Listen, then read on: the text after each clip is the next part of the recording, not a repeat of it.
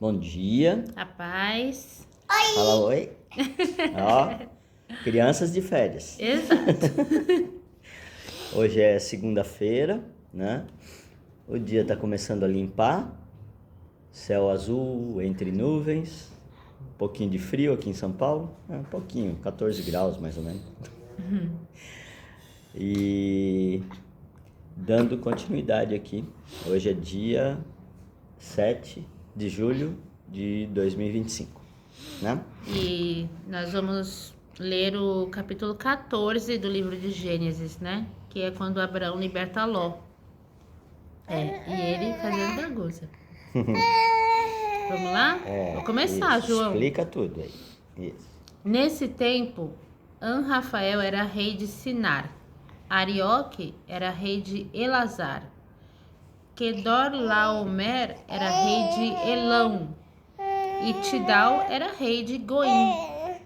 Esses quatro fizeram guerra contra os seguintes reis: Bera de Sodoma, Birsa de Gomorra, Sinabe de Admá, Semeber de Zeboim, e contra o rei de Bela, cidade que também se chamava Zoar.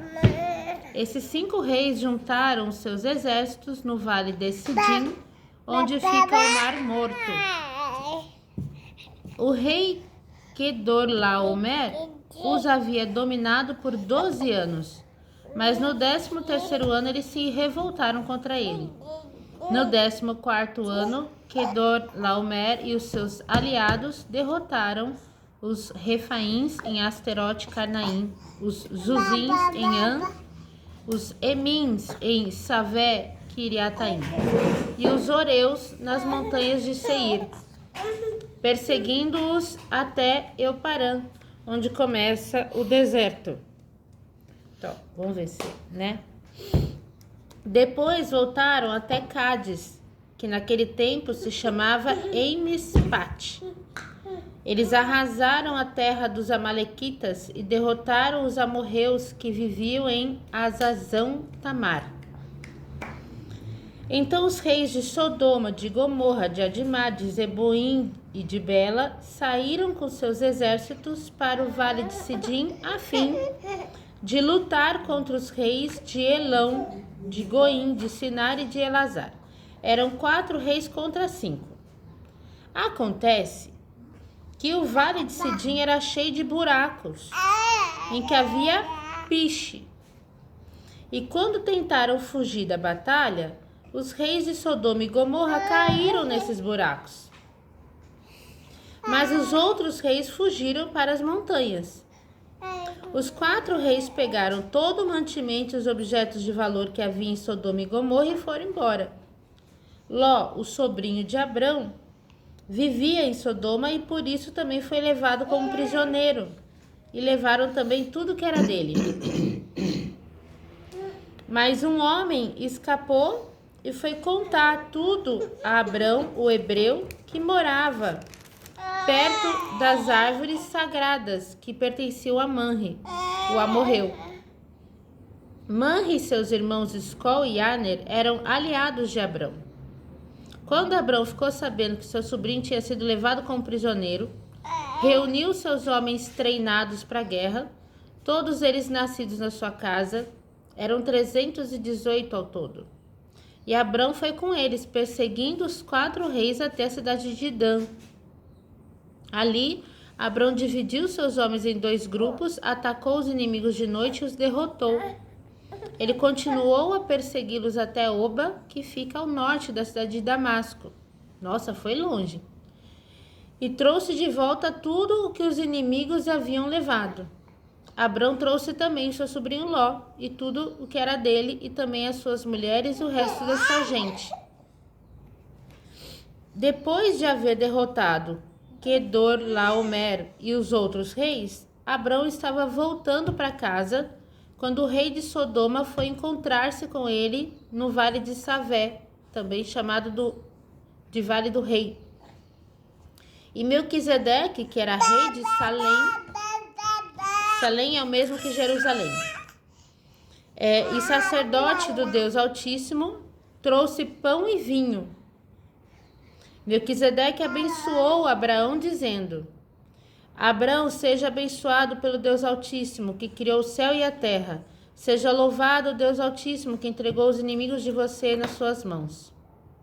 Então, quer dizer, no meio do caminho para outra guerra, né? O Senhor mandou um sacerdote para abençoar Abraão, dar coragem para ele.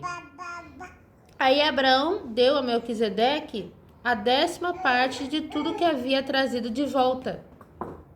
Então, olha só, aqui foi a primeira menção na Bíblia da devolução do dízimo, né?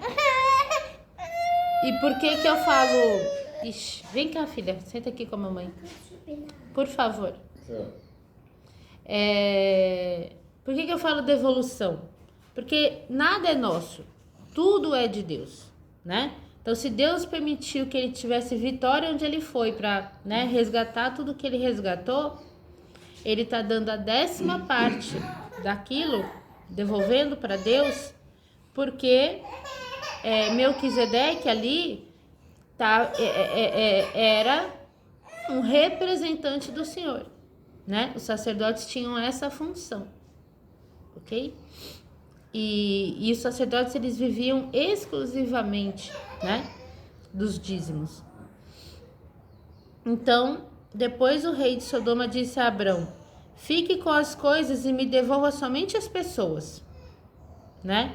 Mas Abrão respondeu: eu levanto a mão diante do Senhor, o Deus Altíssimo, Criador do céu e da terra, e juro que eu não ficarei com nada do que é seu, nem um fio de linha ou uma tira de sandália. Assim você nunca poderá dizer: eu fiz com que Abraão ficasse rico.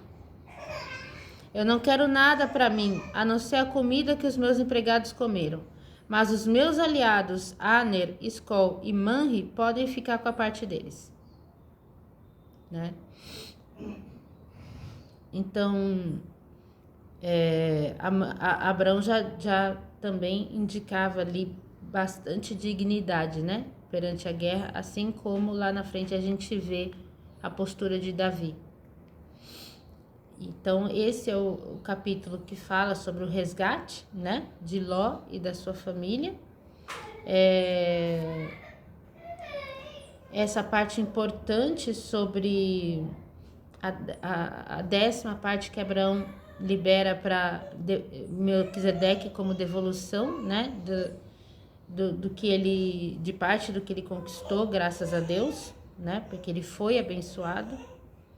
E o quanto Abraão prosperava, né, não só por essa atitude de responsabilidade com relação ao sacerdote que estava ali abençoando ele, como também a atitude perante os inimigos, né, de não ultrapassar determinadas linhas. Rafa, pode dar ele aqui para mim? Peraí que agora ele vai conversar com vocês. E o João, sabe? Ele quer participar. Vem cá, filho. João quer participar do jeito dele. Licença, filho. Né? Deixa o papai sentar. Cada vez mais pesado e forte, do jeito que tá, graças a Deus. Ele quer chupeta. Ele não para. Bom, basicamente, esse capítulo diz respeito a guerras sobre reinados e regiões, né? Onde as alianças, por conta de poder e riquezas, né? Não vou falar dinheiro, porque na época não tinha dinheiro, era riquezas, né? Predominavam cada vez mais, ou seja, se intensificavam. As guerras sempre existiram, e se a gente for levar em consideração a explicação, desde Gênesis 1, né, onde a gente já gravou e dizia que a terra não tinha uma forma, mas era escura, né, as águas e tal, e tudo mais que a gente já tem gravado, volta lá no capítulo 1 e tal, que a gente já explicou, mas resumindo, isso aqui Senta aqui, filho. que nós vivemos hoje é só a sequência de tudo o que a Terra tem desde o início. Fica focado aqui, ó, tá torta. Então, Abraão tem uma promessa. Ele aprendeu que dentro da promessa, Deus está com ele. E ele o obedece. Mesmo no início tendo os seus erros e medos e tal, mas ele vai vencendo aos poucos esses medos e vai obedecendo a Deus. Sendo que eles já tinham empregados, e como cita aqui na palavra, empregados treinados para a guerra. Ou seja, ele sabia que isso iria perdurar, iria continuar. Então ele tinha o exército particular dele, que trabalhava para ele na criação que ele tinha, nas terras que ele tinha, mas na proteção também. Então, desde o início, Deus mostra que nós precisamos sim obedecê-lo, respeitar suas leis, orar, ou seja, fortalecer nossa fé e nos proteger, orar e vigiar. Abraão está aqui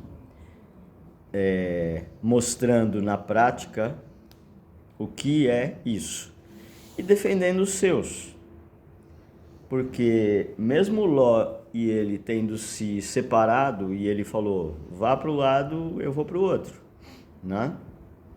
Porque ele sabia que Deus estava com ele e ele prosperou muito, tanto que ele não era rei sobre os olhares de outros reis e províncias ali daquela região, mas ele era tão forte quanto, tanto que quando ele soube que Ló, que estava lá para o lado de Sodoma, Gomorra e aquelas terras complicadas, né, que depois teve o braço forte da justiça de Deus caindo sobre elas, Ló estava lá com a família e as suas riquezas, né, e foi levado por esses reis que se confrontaram, né?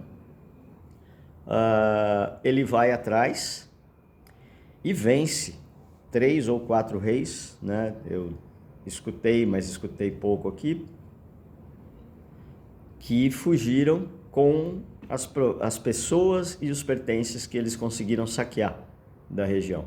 E ele traz tudo de volta. E aí vem a segunda reflexão e ensinamento. Existia já não só rei, mas sacerdotes, que ali tinha foi dado um nome que eu não vou conseguir achar aqui agora, mas basicamente seria um homem de Deus respeitado e que cuidava da sua, não, queria o nome, Melquisedeque eu sei, mas o nome que ele era citado, ele não era só rei, ele era, não, era um sacerdote, tá, então é isso aí. Então, além de rei, ele era sacerdote da região aonde bem mais para frente seria como se fosse Israel ou Jerusalém e tudo mais, né? Deixa eu só fazer uma correção, posso? Porque o que acontece? Quando aqueles reis só conseguiram saquear porque os reis de Sodoma ficaram, e Gomorra, se não me engano, ficaram presos lá nos buracos de piche.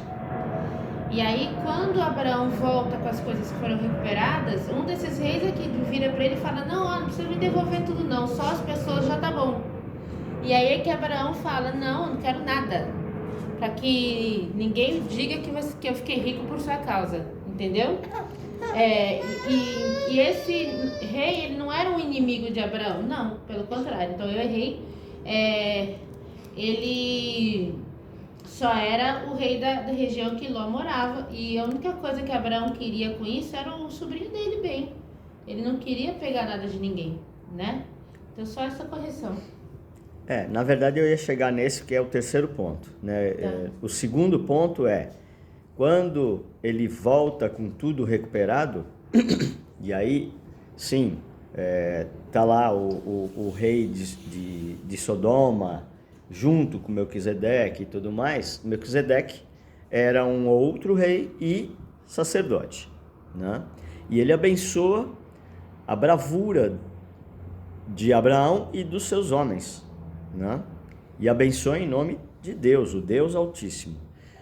E Abraão entrega para ele a 10ª parte de tudo o que ele recuperou, né? Como ali já citou, foi a primeira citação bíblica do dízimo, né? E daqui para frente, todas as bandeiras que hoje têm essa parte de respeitar o dízimo para aquela congregação, partiu daqui, né? Essa é a primeira citação, e a citação de um homem que foi abençoado por Deus, sendo dito que ele iria ser pai de nações. E aí sim, chega na parte onde ali já estava falando, né, que é a terceira parte que eu queria citar, que é exatamente o agradecimento do rei de Sodoma, que naquele momento era onde Ló, seu sobrinho, morava e tinha sua família e tudo mais que ele tinha, dizendo que ele só queria de volta as pessoas que foram levadas como prisioneiras, né? Que era o povo dele, mas que ele poderia ficar com tudo, porque o importante ali naquele momento para ele seriam as pessoas. E ele disse que em nome de Deus, até porque ele não precisava, porque não foi saqueado, não foi roubado, a guerra não chegou na região dele, ele saiu da região dele para ir buscar, né, ir guerrear com o povo e os reis que vieram lutar com Sodoma, Gomorra e as 4 regiões, né? E aí ele diz que não quer nada, ou seja, é a certeza de que a bênção e a mão de Deus está sobre ele, e que ele não quer que depois, mais para frente, seja dito que ele só ficou rico porque ele pegou tudo aquilo que ele recuperou de guerra, que poderia sim, né? Assim como é dito depois lá na frente com Davi, que ele ficou com vários espólios de guerra, Saul e tudo mais. O espólio de guerra é exatamente essas conquistas de coisas que são recuperadas daquele povo onde um rei guerreou com o outro e o povo perdeu. Então tudo aquilo que era do povo ele traz como a riqueza e o pagamento sobre o exercício do trabalho na guerra, que é a proteção do povo e da região e das riquezas. E ele diz que não, ele não quer nada, a não ser que seja dada a parte devida para aqueles que foram guerrear com eles. E ele cita 3 nomes ali, que seriam os chefes de guarda, né? Como ele tinha 300 e pouco, acredito que seriam os chefes de guarda de cada 100, né? Seria basicamente isso, né? A recuperação do sobrinho, a recuperação de Ló e o fortalecimento do nome de Abraão como um homem forte com a mão de Deus sobre ele, e os reis o respeitando cada vez mais. Então, basicamente, né? Basicamente seria isso, né? As reflexões que eu queria deixar, e para que vocês leiam também, né? Na Bíblia de vocês e reflitam em mais algum outro ponto que possa vir chamar a atenção de vocês, até como uma reflexão de atualidade, né? O que isso poderia representar para o que eventualmente nós estamos vivendo na nossa vida pessoal, familiar, na nossa região, como uma micro-região, como uma macro-região e como no mundo, né? O que, diferente disso, nós conseguimos enxergar que está acontecendo e que os homens não estão respeitando estes direcionamentos que foram deixados aqui como exemplo por Abraão. Né? Certo. Beijo pra vocês. Boa semana. Então é isso, gente. Uma boa segunda-feira, né? E que Deus nos proteja, a graça de Jesus esteja sobre nós e a proteção do Espírito Santo. Até mais. Tchau.